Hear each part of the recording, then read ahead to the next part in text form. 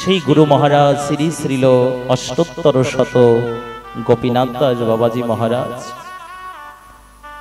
উনি প্রবল অসুস্থ, হসপিটালে ভর্তি আছেন। আজকে কয়েকটা দিন যাবত আমার পরমারাধ্য শ্রী গুরু মহারাজ, পরম পূজ্যপাদ প্রাতঃস্মরণীয় এই গৌরীয় গগনের উজ্জ্বল নক্ষত্র,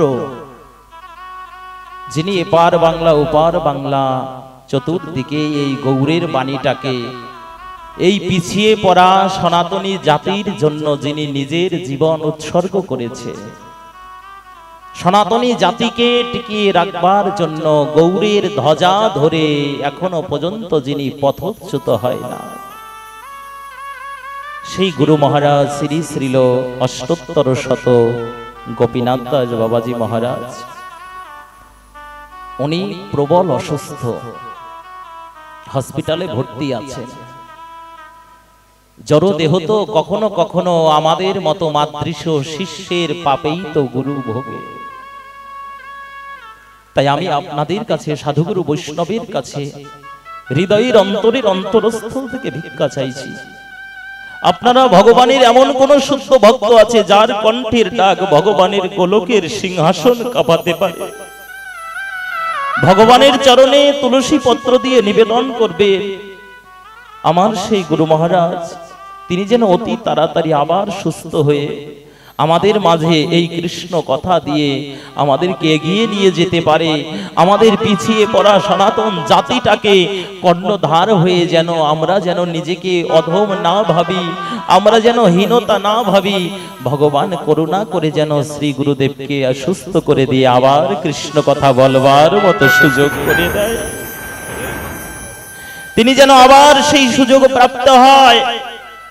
এবং শুধু তাই নয়, আমরা যে মনুষ্য জীব, যে আশার আলোতে আমরা নিজেদেরকে নতুন করে বাঁচবার এমন মহা সংকটময় অবস্থাতে দাঁড়িয়েছি, যত সাধু সন্তগণ আছে, যারা যেখানে যে অবস্থাতেই আছে না কেন, গৃহে থাকুক, বনে থাকুক, জেলে থাকুক, যেখানেই থাকুক না কেন, এরা প্রত্যেকে যেন সুস্থ থাকে। কারণ এই পাখিগুলো উড়ে বেড়ায় বিধাই আমরা এখনো পর্যন্ত কৃষ্ণ কথার পাখির কলকল ধ্বনি শুনতে পাই। এরা আছে বিধাই তো ভগবানের গৌরের অযাচিত কৃপা আমরা দর্শন করি। তাই সেই গুরুদেবের জন্য বারবার আপনাদের কাছে ভিক্ষা চাইছি, কৃপা করবেন অতি তাড়াতাড়ি যেন তিনি সুস্থ হয়ে তার বদন দিয়ে যেন এই কৃষ্ণ কথা বলে আমাদেরকে আনন্দ বর্ধন করতে পারে। এই পবিত্র হরিবাসরের পবিত্র প্রেম গহ্বরের যে ভক্তের হৃদয়ে নিংড়ে যে প্রেম ভক্তি আছে, এটা যেন করুণা করে দেন। তারই কৃপাতে আমার এখানে আসা, তার ইচ্ছাতেই এখানে আগমন। আমার তো হরি কথা বলবার মতো যোগ্যতা ভাষা জ্ঞান নাই, এমনি তো মন চঞ্চল। তাই আজকে এমন রসরাজ মহাভাব মিলিত তনু সেই প্রেমের ঠাকুর শ্রীকৃষ্ণ চৈতন্য মহাপ্রভুর শ্রীপাদ পদ্মে নমামি। প্রণতি নিবেদন করছে, যার দান করবার শেষ নাই, কলির জীবের এমন দুর্দশা দেখিয়া যাহার প্রাণ উঠিল কাঁদিয়া, সেই প্রেমের ঠাকুর শ্রীমান নিত্যানন্দ প্রভুর শ্রীপাদ পদ্মেও রহিল সশ্রদ্ধ প্রণতি।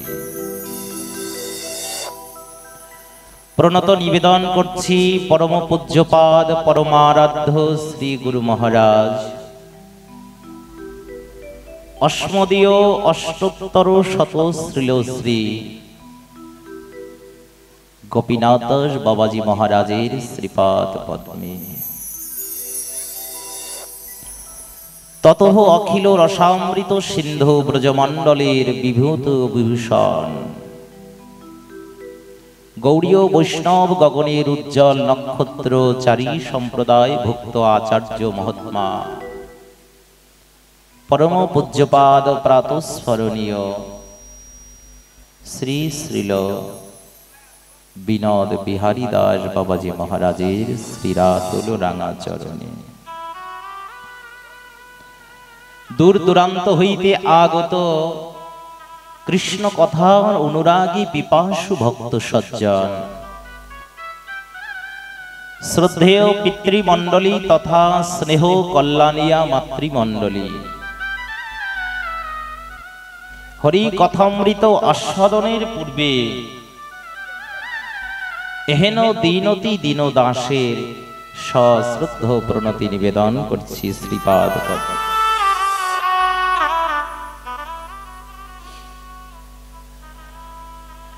যে কৃষ্ণ কথামৃত আস্বাদনের জন্য আপন আপন গৃহ সুখকে পরিহার করে দিয়ে ছুটে এসেছি এমন পবিত্র নবনিত্য বৃন্দাবনে, আজ নিতাই চাঁদের অপার অনুকম্পায় বঙ্গ বসুন্ধরার পবিত্র শ্রীমিত্রিকা গৌর মণ্ডল স্থিত পবিত্র শ্রীভূমি, নিতাই গৌরের পদচারণায় যে ভূমি সর্বদাই মুখরিত, যে ভূমিকে সমগ্র বঙ্গবাসী নয় সারা পৃথিবীর মনুষ্য জীব বারবার প্রণাম করে, এই সেই পবিত্র শ্রীহট্টের পবিত্র মাটি। আমি সেই পবিত্র ভূমিকেও বারবার প্রণতি নিবেদন করছি। যে কৃষ্ণ কথামৃত বলবার জন্য আহ্বান করিয়াছেন, এই কৃষ্ণ কথা বলতে গেলে কিছু জ্ঞান এবং গুণের প্রয়োজন। প্রথমত বিদ্যা গুণ, দ্বিতীয়ত ভাষা জ্ঞান। আমি এমনও অধম পতিত পামর জন, শ্রী গুরু কৃপাকে মস্তকে ধারণ করি, এই বিশ্ব জগতের বুকে যে ধনে হইয়া ধনী মনিরে না মানো মনি, সেই পবিত্র প্রেমধন বলবার মতো কোন রকম যোগ্যতা জ্ঞান বুদ্ধি বিবেক কিছুই নেই। তবে শুনেছি পুরাণে মহিমা ব্যাখ্যানে অসম্ভব সম্ভবে, যদি আপনাদের মতো কৃষ্ণ অনুরাগী ভক্ত সজ্জন বৈষ্ণবের করুণা হয়। জগতে যাহা ভগবান প্রদত্ত নহে তাহাও প্রদত্ত হইতে পারে একমাত্র গুরু বৈষ্ণবের কৃপায়। তাই আপনারা সেই ভগবানের অনুরাগী জন, কৃপা করে আপনাদের পদধূলি যদি এই অধমের শিরে দান করেন, তবে বোবা যেমন ভাবে বাচলতা প্রাপ্তি হয়, পঙ্গু যেমন ভাবে অদূর পর্বত লঙ্ঘন করে, তেমনি বৈষ্ণবের করুণা হলে পরে এই অধমের বদনেও হয়তো বা কৃষ্ণ কথামৃত প্রবেশ হইতে পারে। তাই পুনরায় আপনাদের শ্রীপাদ পদ্মে পুনঃ পুনঃ দণ্ডবৎ জ্ঞাপন করে আজ যে মধুময় কৃষ্ণ প্রেমের হাট, যে কৃষ্ণ প্রেমামৃত রস পাবার লালসে যেমন চৈত্রের চাতক পাখি উড়ন্ত গগনের দিকে যখন উড়ে যায়, মনে শুধু একটাই বাসনা, কখন গগনে মেঘের উদয় হবে, ওই মেঘে মেঘে ঘর্ষণে কখন বজ্রপাত হবে, আর ওই বজ্রপাতের ফলে কখন মেঘ হইতে বাড়ি বর্ষণ হবে। চাতক তো মেঘের বাড়ি ছাড়া তো খেতে পারে না।